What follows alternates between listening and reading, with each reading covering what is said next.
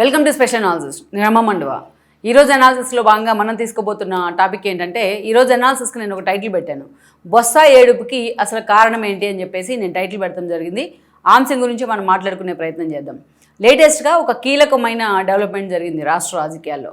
అచ్చెన్నాయుడు కొన్ని అంశాల మీద చాలా కీలకంగా మాట్లాడే ప్రయత్నం చేశారు.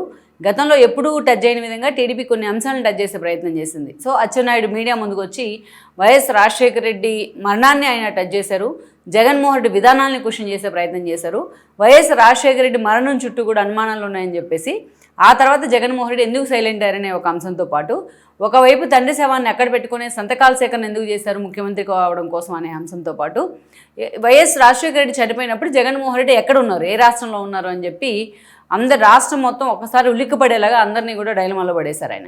ఎప్పుడైతే ఈ క్వశ్చన్స్ అడుగుతూ ఉన్నారో, ఈ మాట్లాడే క్రమంలో ఆ రోజు జరిగిన కొన్ని అంశాలను కూడా మీడియా ముందు ఎక్స్పోజ్ చేసే ప్రయత్నం చేశారు ఆయన. దానిలో భాగంగానే బొత్స సత్యనారాయణ ఆ రోజు కాంగ్రెస్లో ఉన్నారు. వైఎస్ రాజశేఖర రెడ్డి చనిపోయినప్పుడు కాంగ్రెస్లో ఉన్నారు, మంత్రిగా కొనసాగుతూ వస్తూ ఉన్నారు. వైఎస్ రాజశేఖర రెడ్డి చనిపోయిన తర్వాత జగన్మోహన్ రెడ్డి పార్టీ పెట్టిన తర్వాత కూడా బొత్స సత్యనారాయణ కాంగ్రెస్లోనే ఉన్నారు.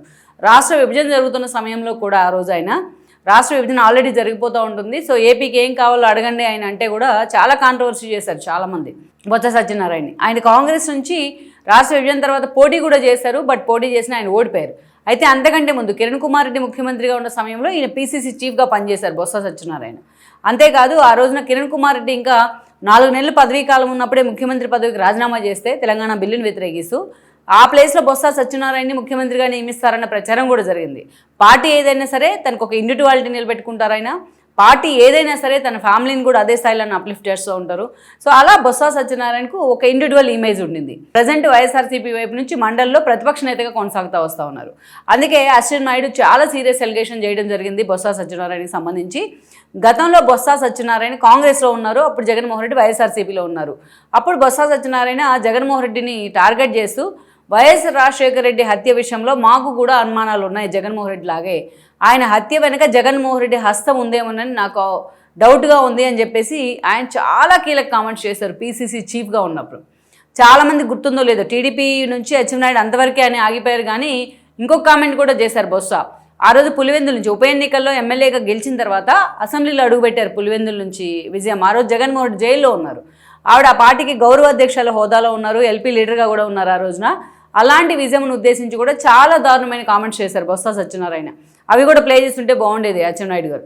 అయితే ఈరోజు బొత్స సత్యనారాయణని అచ్చెన్నాయుడు ఉద్దేశించి ఆ మాటలు అన్న తర్వాత బొత్స సత్యనారాయణ పెద్ద గ్యాప్ లేకుండానే మీడియా ముందుకు వచ్చే ప్రయత్నం చేశారు. మీడియా ముందుకు వచ్చి సుదీర్ఘంగా చాలా అంశాలు మాట్లాడుతూ ఆయన వెక్కి వెక్కి ఆడడం జరిగింది మీడియా ముందు. ఏడుస్తూ ఖర్చు పెట్టి తుడుచుకుంటూ మళ్ళీ మధ్యలో మాట్లాడుతూనే ఉన్నారు. అంతేకాదు వైఎస్ రాజశేఖర రెడ్డి మరణం గురించి మాట్లాడే క్రమంలో ఆయన కన్నీళ్లు పెట్టుకున్నారు. వైఎస్ రాజశేఖర రెడ్డి చనిపోయినప్పుడు మేమంతా ఎక్కడున్నామని అడుగుతూ ఉన్నారు. నేను ఆ రోజు పౌరాలగుట్టకు కూడా వెళ్ళడం జరిగింది, ఆయన పార్థివ దేహం వెనకే నేను వచ్చున్నాను. సో ఆ రోజు మేమంతా కూడా ఒక ప్యాథటిక్ మూమెంట్లో ఉన్నాము, చావును కూడా మీరు రాజకీయం చేస్తారా అని చెప్పేసి కన్నీళ్ళు పెట్టుకున్నారు బొత్స సత్యనారాయణ. చాలామంది వైసీపీ ఫ్యాన్స్కో లేకపోతే బొత్స ఫాలోయర్స్కో నిజంగానే ఇది ఒక ప్యాథటిక్ సిచ్యువేషన్. బొత్స లాంటి ఒక సీనియర్ నేత ఎందుకు కన్నీళ్ళు పెట్టుకున్నారు అంటే, అచ్చెన్నాయుడు అంత దారుణంగా తిట్టారా బొత్స సత్యనారాయణ అని అనుకోవచ్చు. అసలు బొత్స సత్యనారాయణని అచ్చెన్నాయుడు ఒక్క మాట కూడా అనలేదు. ఆ రోజు బొత్స సత్యనారాయణ కూడా వైఎస్ రాజశేఖర రెడ్డి మరణంలో అనుమానాలు ఉన్నాయి, అదే జగన్మోహన్ రెడ్డి హస్తం ఉందని మాకు అనుమానంగా ఉంది అని చెప్పేసి అన్నారు అని మాత్రమే చెప్పడం జరిగింది. దానికి బొత్స సత్యనారాయణ వైఎస్ గుర్తు చేసుకుంటూ, నేను అందుకే వైఎస్తో నాకు చాలా అవినాభావ సంబంధం ఉంది, ఆయన గుర్తొస్తే నేను కన్నీళ్ళు ఆపుకోలేను అని చెప్పి చాలా ఉద్వేగంగా మాట్లాడి వెక్కి చిన్నపిల్లల్లాగా ఏడ్చారనమాట.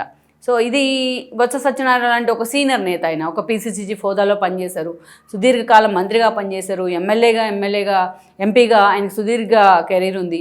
సో అలా పార్టీ ఏదైనా సరే, even it is in Congress or YSRCP, పదవులు ఆయన వెన్నంటే ఉంటూ వచ్చాయి. ఉత్తరాంధ్రలో కూడా తనకంటూ ఎదురులేని నేతగా ఆయన పేరు తెచ్చుకున్నారు.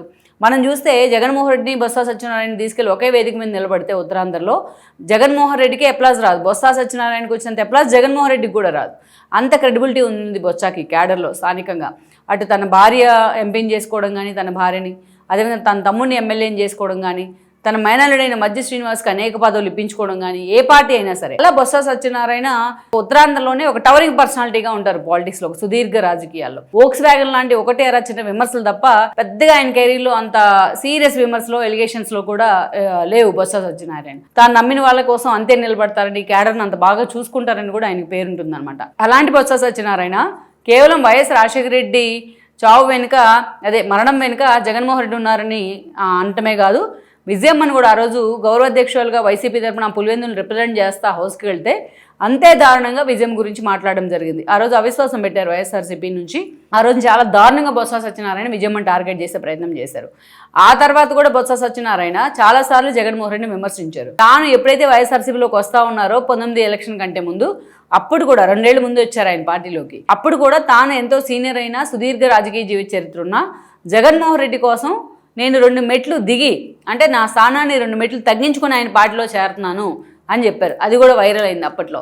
సో ఓకే, బొత్స వచ్చారు, ఆయన్ని జగన్మోహన్ రెడ్డి ఓన్ చేసుకున్నారు, 19లో టికెట్ ఇస్తే గెలిచారు, ఆయనకు 5 ఏళ్ల పాటు మంత్రిగా కూడా పనిచేశారు. ఈరోజు చూసినట్లయితే మొన్నటి ఎన్నికల్లో తనకొద్దు తన కొడుకు టికెట్ ఇవ్వాలని ఆయన డిమాండ్ చేశారు. అయినా జగన్మోహన్ రెడ్డి బలవంతంగా బొత్సకే టికెట్ ఇవ్వడం జరిగింది. ఆయన ఓడిపోయారు చీపురుపల్లి నుంచి. తన భార్యకి ఇస్తే ఏదైతే విజయనగరం నుంచి టికెట్ ఇవ్వండి అంటే జగన్మోహన్ రెడ్డి తీసుకెళ్ళి ఆమెను వైజాగ్ ఎంపీగా నిలబెట్టే ప్రయత్నం చేశారు. ఆవిడ ఓడిపోయారు. ఉత్తరాంధ్రలో బొత్స సత్యనారాయణకు ఉన్న ఫాలోయింగ్ ఆమెకు అక్కడ కూడా లాభిస్తుందని జగన్మోహన్ రెడ్డి అనుకున్నారు, కానీ అక్కడ కూడా ఫెయిల్ అవ్వడం జరిగింది ఆయన. సో మొత్తానికైతే ఓటమి తర్వాత ఒక డిమోరలైజ్ అయ్యారు ఆయన. 11 సీట్లకు వైఎస్ఆర్సీపీ పడిపోవడం పట్ల కూడా ఆయన ఆవేదనగా మా నోటి దురిసే మేము చేసిన తప్పులే ఇలాగా మమ్మల్ని ఇబ్బంది పెడతా ఉన్నాయని చెప్పి కూడా ఆయన మాట్లాడారు పార్టీ ఓడిపోయిన కొత్తల్లోనే. అలాంటి ఆయన జనసేనతో టచ్లో ఉన్నారనో, లేకపోతే చిరంజీవితో టచ్లో ఉన్నారనో, ఇతర పార్టీలతో టచ్లో ఉన్నారని ఒక ప్రచారం జరుగుతూ ఉన్న సమయంలో జగన్మోహన్ నిజంగానే భయపడ్డారు. అలాంటి నేత వెళ్ళిపోతే ఎలాగా అని చెప్పి పార్టీ ఖాతాలో వచ్చిన ఏకైక ఎమ్మెల్సీ పదవిని ఆయనకి ఇవ్వడం జరిగింది. ప్రజెంట్ మండలిలో ప్రతిపక్ష నేతగా కొనసాగుతూ వస్తున్నారు. అంటే టెక్నికల్గా చూస్తే పెద్దల సభలో ఆయన వైఎస్ఆర్సీపీని రిప్రజెంట్ చేస్తూ ఉన్నారు. జగన్మోహన్ రెడ్డి కంటే, అంటే ఆయన అసెంబ్లీలో ప్రతిపక్ష నేత, ఇంకా ఆయన వెళ్ళట్లేదు కాబట్టి ఆ హోదా రాలేదు. సో ఈరోజు బొత్స సత్యనారాయణది ఇక ఏదైతే మనం పదవి పరంగా చూసినా కూడా ఆయనకి వాల్యూ ఎక్కువ ఈ రోజున. అలాంటి బొత్స ఈరోజు వైఎస్ఆర్సీపీకి సింగిల్ వాయిస్ అయ్యారు చట్టసభల్లో, రాష్ట్రానికి చెందిన చట్టసభల్లో. తానొక్కడే వైఎస్ఆర్సీపీని నడిపిస్తున్న పరిస్థితి ఉంది. అయితే ఇటీవల కాలంలోనే ఆయనకు అంతకుముందు హార్ట్ స్ట్రోక్ వచ్చింది, ఆయన సర్జరీ అయింది, మళ్ళీ మొన్ననే ఆయన బ్రెయిన్ స్ట్రోక్ కూడా వచ్చింది. అప్పుడు కూడా ఆయన మీద కేసులు పడ్డాయి. ఏదైతే హెరిటేజ్కి సంబంధించి డైరెక్ట్ వాళ్ళ లీగల్ నోటీసులు కూడా పంపడం జరిగింది. మొన్ననే బ్రెయిన్ స్ట్రోక్ వస్తే కూడా న్యూరో హాస్పిటల్ ఉంటుంది లోటస్ పాండ్ దగ్గరలోనే, అక్కడ ఆయన అడ్మిట్ కూడా కావడం జరిగింది, మళ్ళీ రికవర్ అయ్యారు. అయితే అలా బొత్స సత్యనారాయణకి ఈరోజు చూస్తే కన్నీళ్ళు పెట్టుకున్నారు. ఈ కన్నీళ్ళకి కారణం ఎవరంటే ఖచ్చితంగా జగన్ అనే చెప్తాం. ఎందుకు చెప్పాలి జగన్ అనే మనం అంటే, ఈరోజు బొత్స సత్యనారాయణ మీద ఎంత ప్రెజర్ ఉందంటే జగన్మోహన్ రెడ్డి వైపు నుంచి అంత ప్రెజర్ ఉంది. ఈరోజు బొత్స సత్యనారాయణ ఉన్నట్టు మాట్లాడతారు. ఇటీవలే లోకేష్కి సారీ చెప్పారు ఆయన. అప్పుడు మేము మీ తల్లిని అనడం తప్పే, దానికి ఇప్పుడు నేను రిగ్రెట్ అవుతున్నాను, సారీ కూడా చెప్తున్నాను మా పార్టీ తరఫున అని చెప్పి సారీ చెప్పడం జరిగింది. గతంలో తాము చేసిన తప్పులు ఏమన్నా అంటే ఓపెన్గా ఒప్పుకుంటారు ఆయన బొత్స సత్యనారాయణ. అది ఆయన ఎప్పుడు కూడా అందుకే ఆ క్రెడిబిలిటీ మెయింటైన్ చేస్తూ ఉంటారనమాట. అలాంటి బొత్స సత్యనారాయణ ఈరోజు హెరిటేజ్ ఇష్యూ ఉందనుకోండి, అది ఆయనకి ఇష్టం లేదు, తిరుమల లడ్డు వివాదం ఇష్టం లేదన్నా జగన్మోహన్ రెడ్డి బలవంతంగా దాన్ని ఆయన మీద రుద్దే ప్రయత్నం చేశారు. ఆ కంగారులోనే ఆయన ఆ రోజు చూస్తే నెయ్యి ప్యాకెట్ చూపించిపోయి పెరుగు ప్యాకెట్ చూపించిపోయి పన్నీర్ ప్యాకెట్లు చూపించుకుంటూ వచ్చారు. సో అలా చాలా డిప్రెషన్ మోడ్లో ఉన్నారు ఆయన. జగన్మోహన్ రెడ్డి వైపు నుంచి అంత ప్రెజర్ తగులుతూ ఉంది ఈరోజు బొత్స సత్యనారాయణకి. ఎందుకంటే అటు అసెంబ్లీలో వాయిస్ లేదు కాబట్టి ఆ ప్రెజర్ అంతా బొత్స మీద పడుతూ ఉంది. అండ్ ఇంకొక టాపిక్ ఏంటంటే ఈరోజు మావిగన్ అంశాన్ని ఉత్తరాంధ్రలో వైజాగ్లో ఆ రోజు ఎగ్జిక్యూటివ్ క్యాపిటల్ అని చెప్పేసి ఈరోజు దాన్ని ఎక్కడ పడుకోబెట్టాలో అక్కడ పడుకోబెట్టారు జగన్మోహన్ రెడ్డి. మరి ఈరోజు కనీసం దానికన్నా ఆ 3 రాజధానుల అంశాన్ని కట్టుబడకుండా మావిగన్ అనే కొత్త పేరును తీసుకురావడం జరిగింది. ఉత్తరాంధ్ర ప్రజలకు రేపు బొత్స వెళ్ళి ఏం చెప్పుకోవాలి? వైజాగ్ నుంచి ఎందుకు ఎగ్జిక్యూటివ్ క్యాపిటల్ని జగన్మోహన్ రెడ్డి వద్దంటున్నారు అంటే ఉత్తరాంధ్ర ప్రజలకు ఏం చెప్పాలి బొత్స సత్యనారాయణ? తాను కూడా ఆ ప్రాంతంలోని సభ్యుడే కదా. అందుకే ఏం చేయాలో అర్థం కాని పరిస్థితుల్లో ఈరోజు డైలమాలో ఉంటే, బట్ జగన్మోహన్ రెడ్డి మావిగన్ అనే పేరుని మీరు ప్రమోట్ చేయాల్సిందే అని పట్టుకున్నాడు. అది గత్యంతరం లేని పరిస్థితుల్లో తనకి అది ఒక అభూత కల్పన తెలిసి కూడా బొత్స సత్యనారాయణ మాట్లాడుతూ ఉన్నారు మావిగన్ గురించి. ఆ విషయంలో ఆయన మీద ప్రెషర్ ఉంది. ఇంకోవైపు తన కొడుకు టికెట్ ఇవ్వాలనే విషయంలో జగన్మోహన్ రెడ్డి వైపు నుంచి క్లారిటీ లేదు. ఇంకోవైపు ఆయన కూతురు కూడా పోటాపోటీగా అక్కడ రాజకీయాల్లో పూర్తి స్థాయిలో ఎమర్జ్ అవుతున్న పరిస్థితి అయితే ఉంది. ఇక మధ్య శ్రీనివాస్ లాంటి వాళ్ళని తీసుకెళ్లి బొత్సకి వితౌట్ ప్రయర్ ఇన్ఫర్మేషన్ ఆయన తీసుకెళ్లి భీమిలి ఇన్ఛార్జ్గా నియమించారు.